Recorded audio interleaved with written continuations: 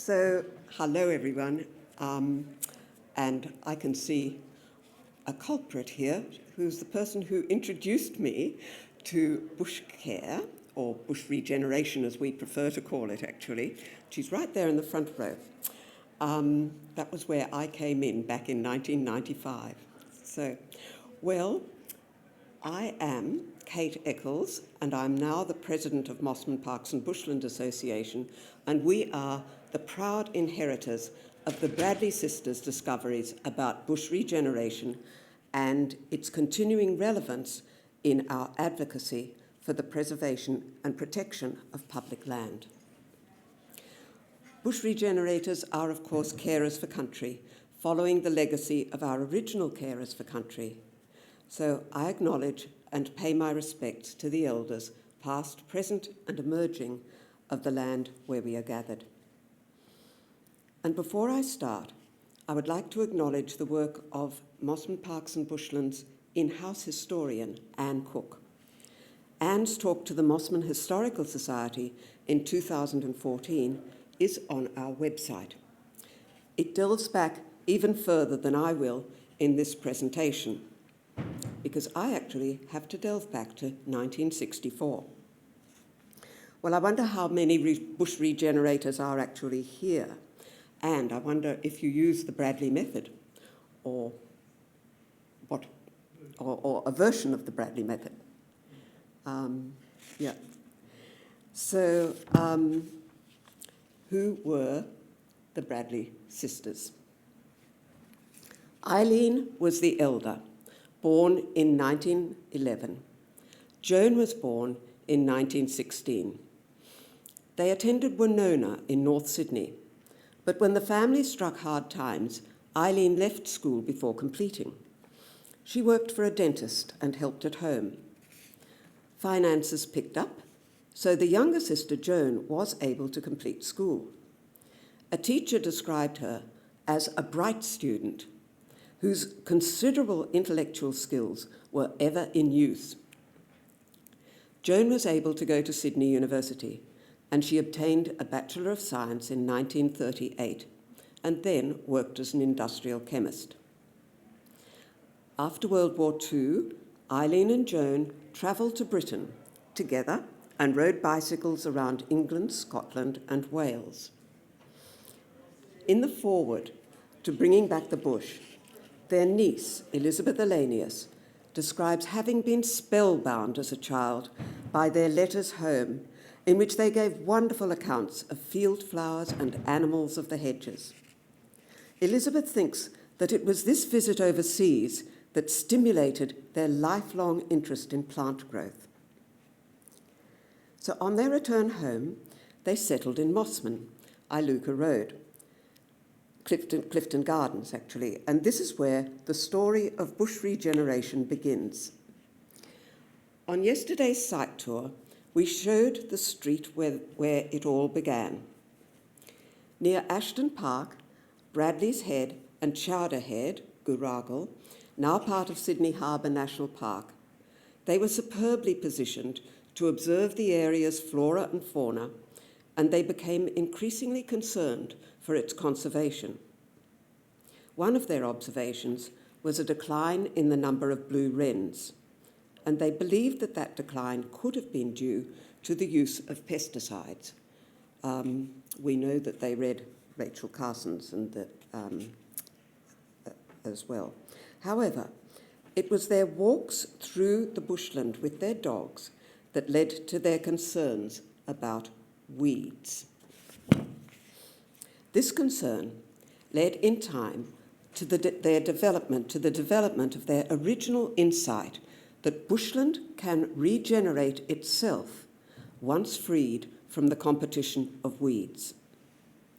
So I need to digress a little here from the development of bush regeneration into a little bit of Mosman history, because bushland was being attacked in two ways, by weeds and by development, and it's a common and continuing story in urban situations. In 1964, a Mosman resident, on her way home from work on the ferry, was horrified to see a bulldozer tearing through Ashton Park Bushland on Bradley's Head to make a road and a car park. Well, a furore erupted, and the Ashton Park Association was formed. Among the founding members of the Ashton Park Association, you guessed it, were Eileen and Joan Bradley. As time went on, the Ashton Park Association became our current group, Mosman Parks Bushland Association, but that's a bit of a long story for now. So one of the aims of the Ashton Park Association was to preserve the park for public recreation and enjoyment with as much bushland as possible. This part of the story of the Bradley sisters is important because saving public land and the conservation of bushland continue to be intertwined. If a piece of land is covered in weeds, it appears unattractive, and who would want such a worthless piece of land preserved?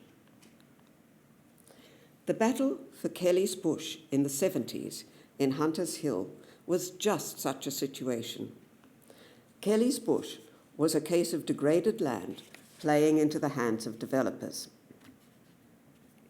But back to the 60s, what to do about the weeds? At one of the first meetings of the association, Joan showed photographic evidence of the extent of the problem. It seemed that clearing, followed by replanting of the cleared ground, must be the answer. It was proposed that a program of progressive eradication be initiated, following by replanting with native plants. The first part was easy. Council engineers and labourers knew how to deal with eradication, clearing with mattocks, hoes, etc. Replanting with native plants was the next stage, but no one, including the sisters, really knew how to go about it. What sort of plants to plant, where to get them, and how to maintain them. Well, local seeds were collected, and Joan consulted with botanists and wildlife and plant societies. Joan's knowledge of plants was prodigious, and she would consult staff at the National Herbarium of the Botanic Gardens on anything she could not ID herself. Staffers of the time remembered her arriving at the gardens in her Morris Minor, tying her dog to the bumper bar with a bowl of water, while she went inside with her carefully dried specimens, a skill the sisters had learned from their mother. Well, association members were all pleased that something was being done about the weeds. But it became obvious that what was being done was not really working. Any bush regenerator here will know exactly what was happening where the clearing had taken place. The weeds grew back into the disturbed soil, encouraged by increased light. Sometimes new weeds replaced the first removed seeds. An added danger was soil erosion, and a particular side effect that worried the sisters was that removal of weeds like lantana removed protection for their beloved wrens. In the absence of native protection for fauna, weeds had been filling the void. Joan and Eileen urged that replanting should happen as soon as possible after the clearing. And then they observed something. They would watch the slashing, the chopping, the burning while the clearing took place, and they assisted with some of the clearing up. While watching from the sidelines, they would pull up odd weeds from the better bushland at the margins. In time, they noticed that in these areas of interface between good bush and cleared land, native plants were replacing the weeds all by themselves. That was the breakthrough. The Bradleys realized that native plants, once freed from the competition of non-native weeds, can recolonize the edges of weed-cleared areas. That is, remove weeds first from the best areas of bushland where the natives are strongest. It was a radical idea, But Joan and Eileen thought they were onto something. They continued to experiment, making notes. They wrote a paper, Weeds and Their Control, which the association published in 1967, and included an illustrative weed map. Friends and associates joined them, working in Ashton Park and Chowder Head and other parts of Mosman, listing native plants and weeds. On one such weeding expedition, they decided that their picture, Weeders at Work, wasn't as impressive as it should be, and it didn't express the positive nature of what they were doing. During the morning tea break, ideas were tossed back and forth until someone suggested bush regenerators at work. And that was how the name Bush Regeneration came about. In 1971, the association published Bush Regeneration by Joan Bradley. There had been a subtle change of emphasis since Weeds and Their Control.